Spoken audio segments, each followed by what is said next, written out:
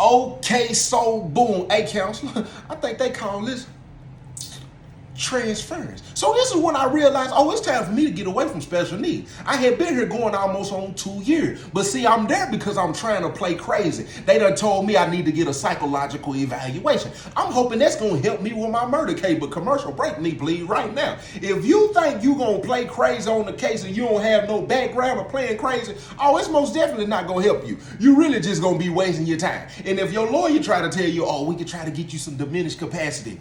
No. That's not gonna happen. If you don't have a track record of being in and out of mental institutions, ain't no need of trying to play crazy when you don't want to done all that stuff that you were doing in the street, and then you want to play like you out of your mind. Oh, it's not gonna work. So that's what I'm thinking. But while I'm here, I'm realizing, oh, these folks is crazy for real. I wasn't there for 2 weeks and watch a man swallow a piece of blanket, kill himself. Couple of weeks after that, I seen a man try to cut his genitals off with a razor. These folks swallowing razors, they swallowing batteries, they saving up their medication, acting like they swallowed it. That's why they tell you, lift your tongue up, move your tongue up, because they want to make sure you swallowing your medication. These folks is in here saving their medication, popping them, and then trying to go up here and see the king. Listen to me, you in trouble. But listen to me, if you ain't already got the book, do me a favor, go get the book. It's the kid birthday, man. Y'all go mess with the kid. JTB3.org. I promise you ain't gonna be disappointed. If you ain't got the audio version is on my website as well. You can get that for $5. If you want the ebook, you can get it immediately. It's gonna go straight to your email, JTB3.org, and make sure you paying the attention to the difference between the ebook and the physical book. So the last situation was, listen, it was early in the morning. Officer coming around named Montgomery.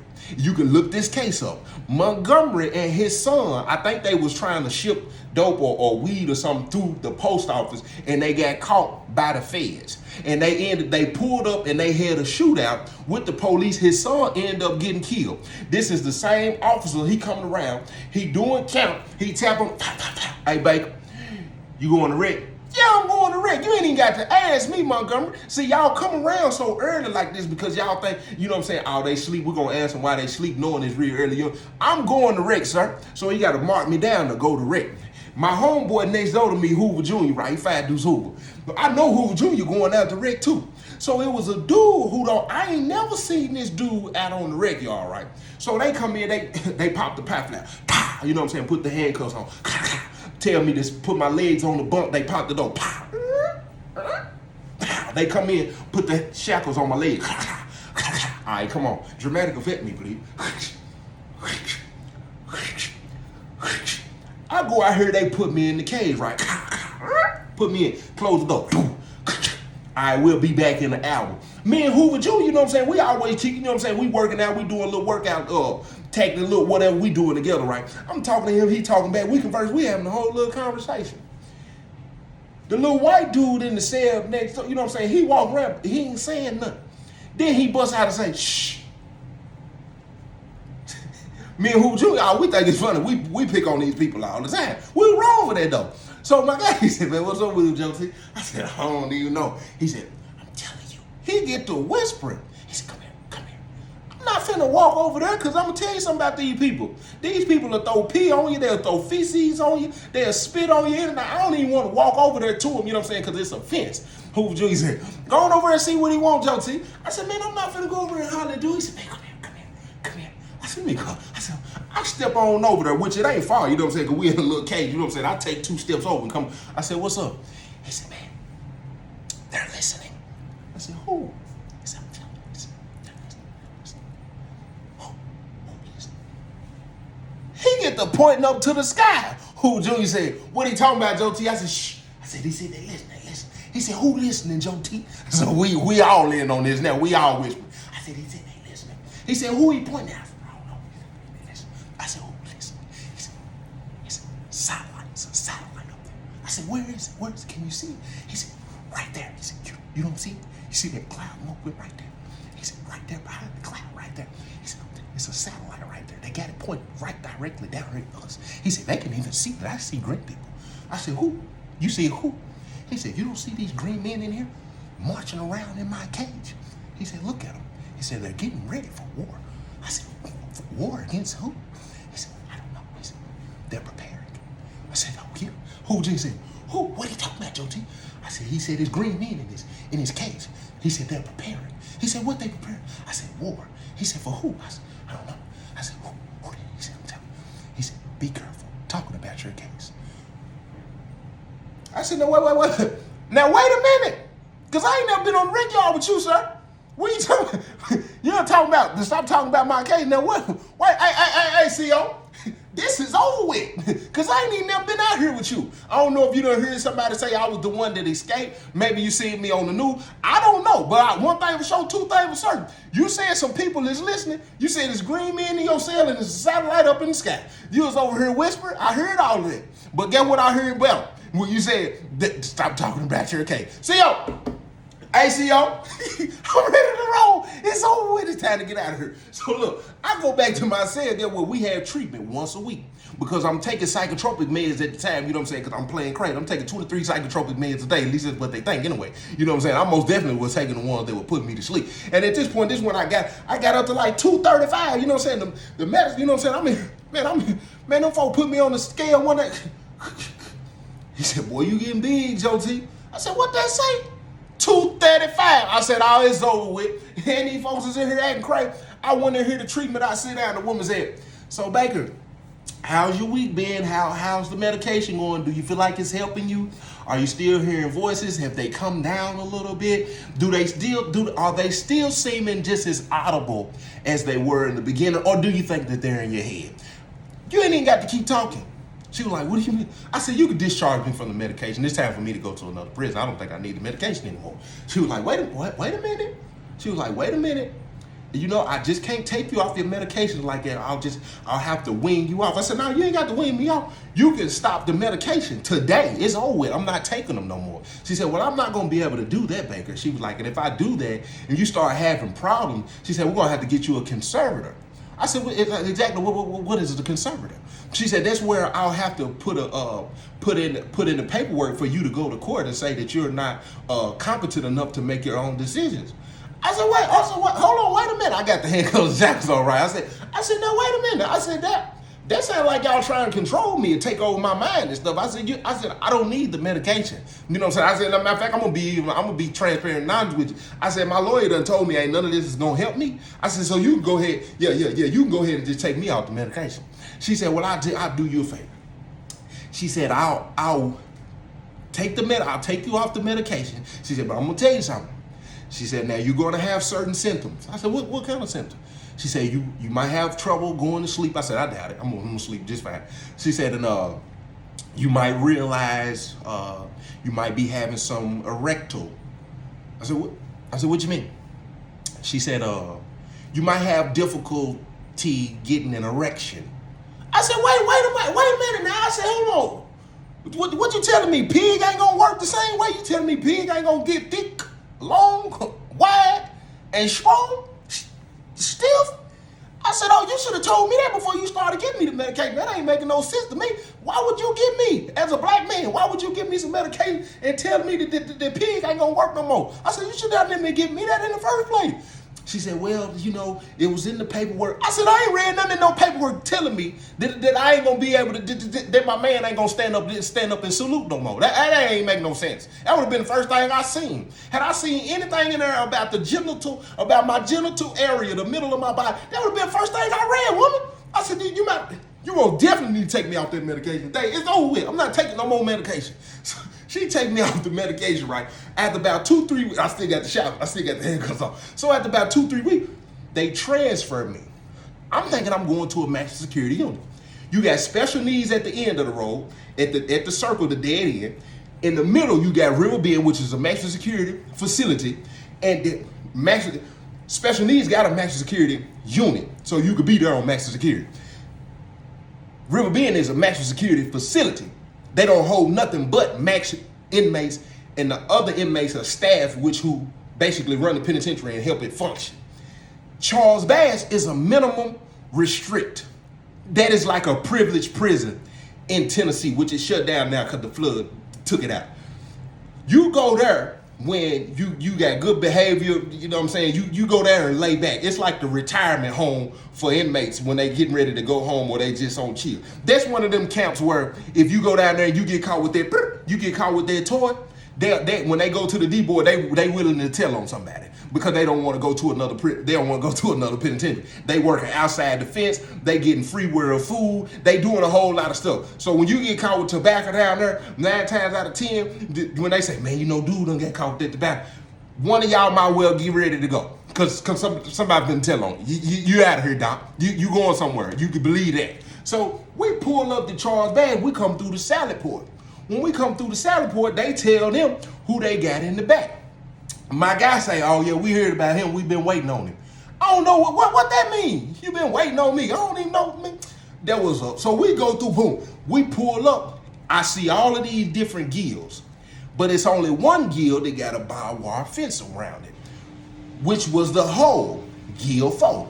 So when we pull up, boom, they take me through. As soon as we walk in, you know what I'm saying, I'm examining the unit, what's going on, and I'm trying to make sure these folks bring me my property off their van. Don't tell me y'all taking it nowhere up there. You know what I'm saying? Bring me my stuff, you know what I'm saying, off the top. So when they bring me my stuff in, you know what I'm saying, they put me in the cell. When they put me in the cell, you know what I'm saying, I'm looking out, trying to see if I see anybody, you know what I'm saying, or somebody ask me where I'm from, you know what I'm saying, all this and that. You know what I'm saying, just the penitentiary rules is in effect at this point. I see some people getting out of the shower, and they walk into their cell. The officer walking them to their cell, because true enough, they in the hole, they in confinement, so they getting escorted.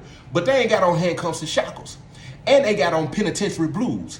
I'm the only one that got on white with the blue strip. They got on all blue with the white strip, which means these ain't maximum security inmates. So I'm thinking to myself, why am I even back here? Like, what is going on? So I get to unbagging my stuff right. First thing I'm finna pull out is the TV. So when I pull out the TV, you know what I'm saying? Plug it in, get that remote, turn my TV on, you know what I'm saying? I gotta get it positioned, you know what I'm saying, where my antenna working. I go straight to channel 5. I gotta make sure I can watch Victor Newman. I go on there, the stories is on. But I'm not knowing, it's not gonna play the whole time. It played like the first 5 minutes, then it started, you know what I'm saying, lagging like it's searching for a signal. So, you know, just like back in the day, you know what I'm saying, I get to moving the TV around the cell, moving the antenna. This is gonna be a problem. You know what I'm saying? Because I ain't gonna be able to just watch 15 minutes, you know what I'm saying, and I ain't gonna be able to, that ain't gonna work back here. That ain't gonna work. The channels that I wanna watch, they not working. All the other channels, they working. That ain't gonna work with me. So, hey, CO, I need to holler at you real quick. It was an officer named Mac. You know what I'm saying? He looking through the look, I'm looking at him, he looking at me, we looking at each other. I said, I need to get another cell. He said, well, I don't know how it works everywhere else you been. He said, but they don't work like that here. I said, what you mean it don't work like that here? It's gonna work just like that. Do you give me a cell change or something? It's over with. Well, this the cell they gave you, this the cell you gonna be in. I said, oh, you most definitely got the right one, my guy. Soon as he get to walk, do, he come back, hey. You can't be making up all that, man. You gonna get me into another cell. So after I'm there for about a week or so, they move somebody next door to me. I'm not knowing who this dude is at the time. You can look him up. His name is Jerome Barrett. He was the guy that was on the Marshall Trimble case, the cold case of the little girl that got, and they tried to say that he, look him up. Jerome Barrett, her name was Marshall Trimble. I'm not knowing who this was at the time, but I'm still in this cell, you know what I'm saying? And one day, I'm flooding the cell. This when I get to fight with the police. This is the day or so before I get to fight with the police. I flood the cell. He get on the door, hey, young blood. I hate when them old heads in the penitentiary, hey, young blood, like they finna drop some game on me, like they finna tell me I can't be doing what I'm doing. Look, I'm doing what I want to do.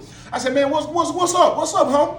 He said, man, I'm over here trying to sleep, man. You making up too much noise. You doing all that stuff over here, man. You need to stop that, man. You should have never got in trouble, man. If you can't do the time, man, you shouldn't have did the crime. I said, man, if you realize you in a penitentiary, you need to rest your neck or make bond. I said, because you ain't running nothing up in here. He said, man, hey, man, I'm just trying to tell you, man. He said, man, I don't know what you did, he said, or what you in the hole for. He said, but man, listen to me. If you go to any other penitentiary and you get to acting like this, they ain't gonna go for that. I said, man, you ain't talking about nothing, man. Lay down, rest your neck. They end up taking me on the rec yard with this man the next day.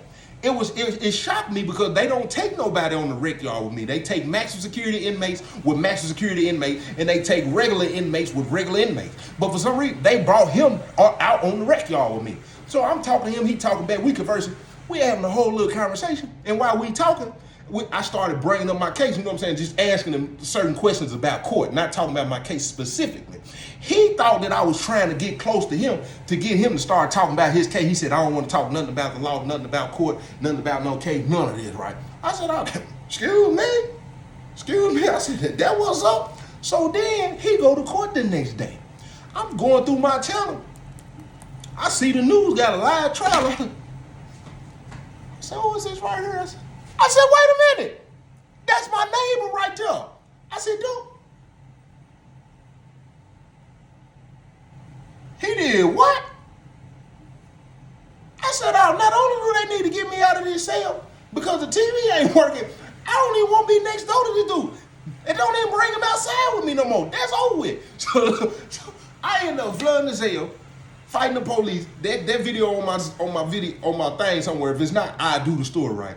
So they moved me down to the corner cell after I get the warden to come in there and let them folks know what was going on.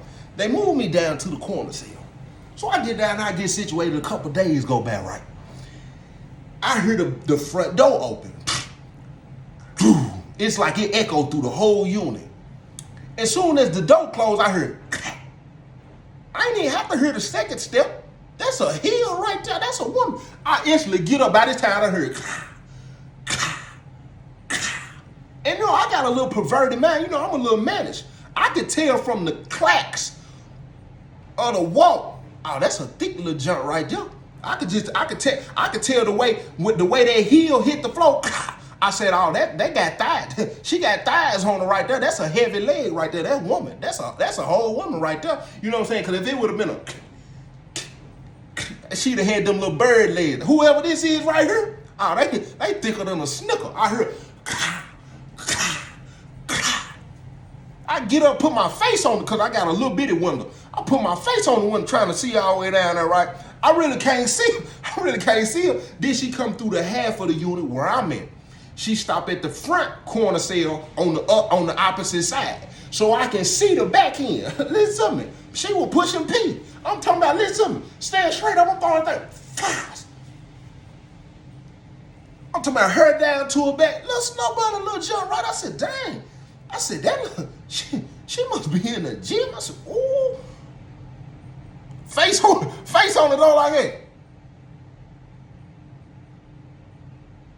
Listen, then by that time, the middle of my body started responding. Because I'm going to tell you something, when you're in the penitentiary, it's like your senses heightened. You know what I'm saying? I could smell her from all the way up there. She got the whole unit smelling good. But I wasn't one of them dudes who were going to hit behind the door. You know what I'm saying? I just noticed my man realized, hey, it's a woman in the area. You know what I'm saying? My man, thick, long, wide, strong. My man, he up there. Still commercial break me, please. Hey, listen to me. Check this out real quick. If y'all ain't already got the book, go support the kid and get the book, man. Birthday gift the kid one time. Or cash out me $1. Cash out me $1. Okay, so boom. One, you know what I'm saying? The books is on sale. 2 for 1 for $25. JTB3.org. So while she talking to dude at the, you know what I'm saying? I'm also getting I'm a little managed listening to her voice. I don't know what happened to me in the penitentiary. It's just awful. I was already awful on the street. You know what I'm saying? And now I'm like, why is this woman's voice making me feel like it? I'm listening to her through the door. I done got the. Listen. So then I hear her go to the officer. She said, Officer Max, she said, what cell is Baker in? I said, who? He said, oh, he back there in the corner cell right there by the back door. She was like, oh, okay. Soon as I hear her getting ready to come back and get what I did. Oh, I transformed, to take off the attire I had on. I put on the court attire. You know what I'm saying? The fresh pearly white. I had my dreads tied up in the ponytail. I let the dreads down. Got my grill out. Cause they wasn't gonna go in my mouth. I was the only one with a grill. I'm in that aluminum mirror in a penitentiary. Y'all know they don't put the real glass mirror on. I'm in that aluminum mirror that done been all scratched up. I sit down on the bed like I ain't even know she coming back there. And as she getting close, I can hear the echo. I can hear the heels getting louder. I'm sitting there like it. She tap on the door. Baker, no pressure. What's going on? She like, you come in real quick, I want to talk to you. I was like, yeah. So I walk up to the door. I'm looking at her. She looking at me. We looking at each other. I said, what's going on? She was like, I'm such and such. I was told to come back here and talk to you. She said when the incident happened a couple of weeks ago, I'm guessing this is before they moved you, you know, when you got into it with Officer Mugsby. I was like, oh, yeah. She said they asked me to come back here and come and see you, you know, make sure you was doing okay and mentally and this and that. And she was like, I was told that I could come back here and talk to you once a week. She was like, I don't know if you would be into that. At that point, guess what I said to myself? She talking to all these other inmates the same way through the door. She gonna have to talk to me different. She was like, if you don't mind, she was like, can you tell me a little bit about yourself? I said, to be honest, you know what I'm saying, I don't want to talk to you through the door like that. I said, because you're a beautiful woman. You know what I'm saying? So as you can see, if you look, she was like, well, thank you. I said, well, as you can see, all the inmates is on the door right now. I said, if you can, you know, I'll talk to you through the pipe flap. She was like, oh, that's no problem as long as you ain't gonna. I said, do what? You ain't even got to finish that. I said, I ain't even that type of dude. So she walk up, she go get the officer. I watch her as she walk off. I'm talking about the I'm talking about cheeks. I'm talking about I said, ain't no way she got a man at home. And I said, and if she do, I don't know what he doing. Let her work in the penitentiary and coming here wearing what she got on. But it really ain't gonna matter what it. Cheeks is moving. Cheeks is moving. She go get the officer. The officer gonna ask me the same thing. Baker, you gonna be okay? Yeah, I'm cool. I'm cool. Get that pie flap on. I'm trying to smell this woman. She come down. She was like, now. So I get to telling her a little bit about myself and this and that. And she was like, yo, man, she was like, I don't mind if you want to come out of the cell. You know what I'm saying? I can get you up here. And she was like, because it sounds like, you know, you got a lot on your chest right now. I said, no, this woman and I really took a liking to the kid. She really trying to see me out of the cell. She trying to size the kid up. I said, oh, yeah, that's fine with me. If you can get the officer to let me out of the cell, she go back there and get him. My guy come back. He said, you going to be all right, back? I said, yeah, I'm cool. She said, you want me to stand right here and walk with you? She said, is it okay if I go on up? I said, go on up there. It's cool. You know what I'm saying? So my guy, he said, give me your hands. I said, I already know the procedure. He put the handcuffs on. He said, all right, put you. Man, you got to tell me, Matt. You know what I'm saying? Listen, this is better than a phone call and mail. Listen, I'm finna go up here. This is a whole visit to me. He said, come on. Dramatic effect me, please. You hear me? And the kid on a little swizzy at the time. You know what I'm saying? I can't wait to get up here through this door. So when we walk through the door, you know what I'm saying? The kid chest sitting up, you can sit a cup on me. I come through the door. No, she a pig washer, you know what I'm saying? Them penitentiary max clothes, they equivalent to having on gray sweatpants, you know what I'm saying? Print just sitting up soon as I hit the corner, you know what I'm saying? So when we walk in, you can see right, I said, all right, he said, you want me to pull the door or you want me to leave it open? She said, oh, you can just leave it open. It's only going to be about 10, 15 minutes if you don't mind. He was like, oh, okay. He's like, Baker, you good? I said, oh, yeah. I'm better than ever right now. I'm cool. So my guy walk out. I get to talking to her. She talking back. We converse. We having a whole little conversation. She started asking me about my case. You know what I'm saying? I gave her the little details that I was comfortable with giving her. Then she started asking me about my childhood. So as I started telling her about my childhood, she was like, that's interesting. She was like, have you ever wondered what is the root to a lot of your behavior and your actions and stuff like that? I was like, yeah. She was like, well, I got a couple of exercises that we could probably do. You know what I'm saying? They can help you, you know what I'm saying, with a lot of things and a lot of the ways that you know what I'm saying, and why certain things happen the way they happen and why you may react to certain things the way you react to them. I said, yeah. So she told me about this little thing called the little ecogram or whatever it is. So when she told me, I was like, yeah, I'm interested in doing it. That's cool. So we finished up that conversation. When we finished up the conversation, you know what I'm saying, I complimented her again. I was like, I really appreciate you coming in, you know what I'm saying, get me out of the cell, because, you know, I can't get no visit or nothing unless it's my lord. She was like, oh, yeah, I know. She was like, no problem. I said, not only, you know what I'm saying, get me out of the cell, I said, it's nice to, you know, be able to talk to a, you know, beautiful woman. I was like, I don't want you to take that the wrong way. No, I'm just saying, you know what I'm saying? It's nice to be able to talk. She was like, well, thank you for your compliment. Thank you. She was like, well, I'll be back next week. She was like, go ahead. I was like, oh, what's up? He come back, he escorted me to the cell. Soon as he take the handcuffs and shackles, I do my little dance in the cell. I'm in that little aluminum mirror like that. I got one. Most definitely. I done smashed and dropped pig in the penitentiary already. You know I'm gassed up thinking I'm going to end up smashing and dropping pig on this woman. She done already came back here and failed for opening the pat flap. She went from opening the pat flap to extending and taking me all the way up to the room. You don't even do nobody like that. I'm in the cell like that. I can't wait for next week. I got a whole visit coming next week. So when she come back, I go, what I hear the door. Dude, I hear them. Oh, she on time every time. I heard her. I'm back here to see Baker. He come back here. She already go to the room. He like dramatic effect me, please. Get what? I'm strategic at this point. We is playing checkers. We is playing chess, not checkers. I done did a couple of push-ups, couple of back on. So when I come, you know what I'm saying, I'm kind of on Swizzy. You know what I'm saying? You could tell, you know what I'm saying, the guy looking a little puffed up, you know what I'm saying? So I come around the corner, right? I got that. I said, how you doing? I speak to her as soon as I walk through the door. I got to let her know I'm excited to see her. But I'm going to tell you something about the penitentiary. Penitentiary rules is in effect, even with the administration. The first time she came to see me, you know what I'm saying, she had on a little casual wear. But this time I noticed, she a little more dolled up. You know what I'm saying? Because I done compliment her. She a little more dolled up than what she wore. You know what I'm saying? She got the little makeup was popping. She got the lip gloss on. I said, that's interesting. This almost feel like this is a date. This is a penitentiary date. I said, that's cool. So I said, how you doing? She was like, I'm doing okay. She was like, how you doing? I'm like, I'm good.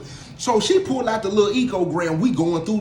We explaining everything, the connection to my daddy, his daddy, boo, people that's been locked up and all this and that. We tying the root to all of this old stuff, right? And then she started asking me about my relationships. I said, yeah, this gonna be good right here. She started asking me, you know what I'm saying, about the women that I was dating, which I told her I had a child. Me and my child mama, you know what I'm saying, we the same. Well, she's 6 months older than me. Then I started telling her, but like when I was 17, I moved in with a woman who was 25 years old. She said, what? She said, do you know that's wrong? I was like, yeah, that's wrong. But I told her I got molested. She was like, see, that could be tied to that. She was like, I don't understand. Then she hit me with this. I don't understand why that 25-year-old woman would want to move you in her house at 17. I said, good, do it. She said, what?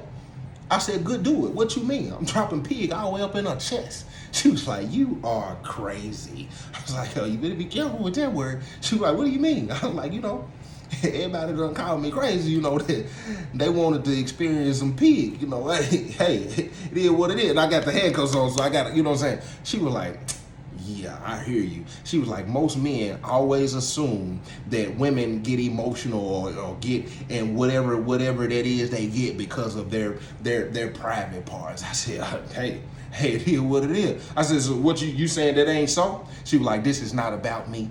This is about you. She pulled a therapist move on me. See, when you talking to therapists, they want to make sure it stays about you and nothing personal about them. So when she say this is about me, this is about you, this is not about me. I'm just saying though, you said that don't work, you know what I'm saying? Because they do say fire in head, fire in hoe. She said, what? I said, you a redhead. She said, excuse me? I said, at this point, I'm pushing the limits. I got to see how it's going to go, right? I said, they said fire in the head, fire in the hole. I said, maybe you turning the men out instead of them turning you out. She was like, whatever, this is not about me. But then she get the blushing, you know what I'm saying? I said, she got two dimples. I said, oh yeah, I gotta laugh, gotta smile. So we sit there, you know what I'm saying? We talk, we convert, we having a whole little conversation, you know what I'm saying? She don't still tell me nothing personal.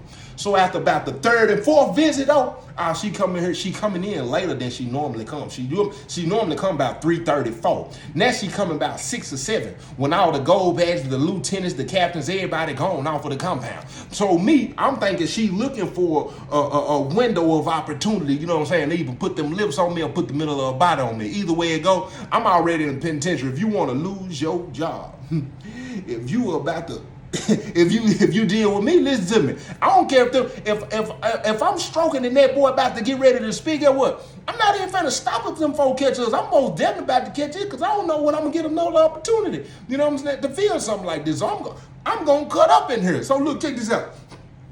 So by the third or fourth day, she get to telling me about her family. She get to telling me about her kids, how she lost. We don't have similar lives, but she had been through just as much. She started explaining that this is the reason why she got in the type of work that she got into. Then she started bringing me snacks. Then she started bringing me food. Then she asked, she was like, do you think your lawyer let me come in and sit in the next time? I said, whoa. She done really put herself in the position like she my woman at this point. That's exactly what she doing. I ain't even saying nothing though. I'm just gonna let the chips fall where they may. So I said, let me really check and see what's going on. So she come and get me one day. I'm sitting there and as we talking, I got the handcuff and she got her hands on the table. And as we talking, I said, may I ask you something? She was like, yeah, go ahead. She was like, anything. She was like, I said, I think this is what they call transference, right? She was like, what? I was like, I think what we have going on at this point is what they call transference. She said, where did you learn that term? I said, you didn't answer the question. She said, maybe. So when she say that, I reach to grab her hand. I lay my hands on top of hers. And when I because at this point, we got the door closed almost to a crack. I lay my hands on top of hers, and as soon as I do, she started crying. She was like, I can't do this. I said, you can't do what? She snatched back. She was like, I just can't do this. She was like, I started to really like you. She stand up. So at this point, I'm like, shh, whoa. She was like, I just really done started to like you. I hate what you going through. I hate that you experiencing this, your charges. She was like, you don't deserve this. You're a great man and this and that. And you're smart, you're intelligent, you're very articulate. She get to doing all of this. I'm like, man, what's going on? So I come around, you know what I'm saying, with the handcuffs and shackles on, and I go to try to, you know what I'm saying, put the handcuffs around, because I'm most definitely gonna take advantage of a vulnerable situation. You know what I'm saying?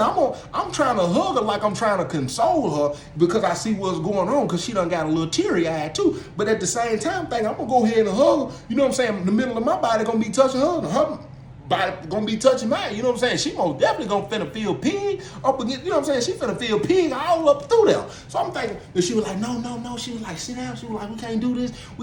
She was like, I don't know what to do. She was like, I just hope you get out. I hate you going through this. She was like, I just can't. I was like, wait. Because I'm thinking at this point, you finna get us caught here. What are you doing? Sit down. So I go back to sit down. She was like, I'm going to get the officer. She was like, I'm just gonna get you moved back to, I'm just gonna get you back to your cell. I'll come back and see you tomorrow.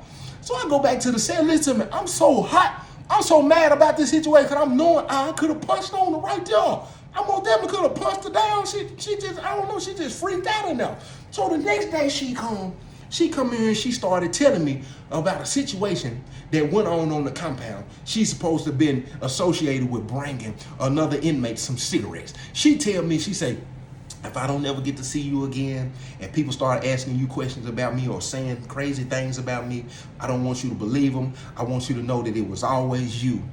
I said, what? I said, wait. I said, hold on. What's going on? What's going on? She was like, I don't know if I'm going to get to see you again. I don't know if they ever going to let me back here. But the whole time, she really getting ready to leave and quit or either get fired. I'm not knowing. I just want you to know that my heart was always for you. And if people come back here saying other things, don't believe them. I was like, but just tell me what's going on. She was like, I just can't right now. I just can't. I just want to let you know. She was like, I got all of your information. So if you end up getting out of your case or you end up going to another prison, I know how to look you up. I'll write you. I'll stay in contact. I'll come and see you. She said, if you get out, I have a way of finding you as well. She was like, I just want to let you know, if you don't see me no more after today, don't believe nothing nobody say about me.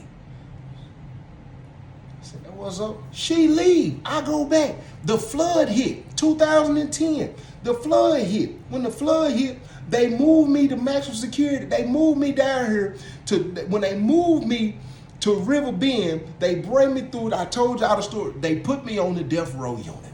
When they put me on the death row unit, I'm next door to a guy. You can look him up. His name is George Hyatt. George Hyatt. He ended up himself maybe about 5 years ago. George Hyatt, this is the guy who escaped from the courtroom. He was going to court from Morgan County. They called it Brushy Mountain. He was going with a nurse, I think at the time, and the nurse up the hammer in the courtroom, got the firing shots. He run out. Both of them went to prison for that. They put me next door to George Hyatt. Listen to me. This was crazy. Y'all want to hear that story? Jump in the comment section, say Death Row Story. And if you ain't already got the book, go get the book, jtb3.org. Y'all hold it down. It's the B-Day weekend, and I'm gonna enjoy myself.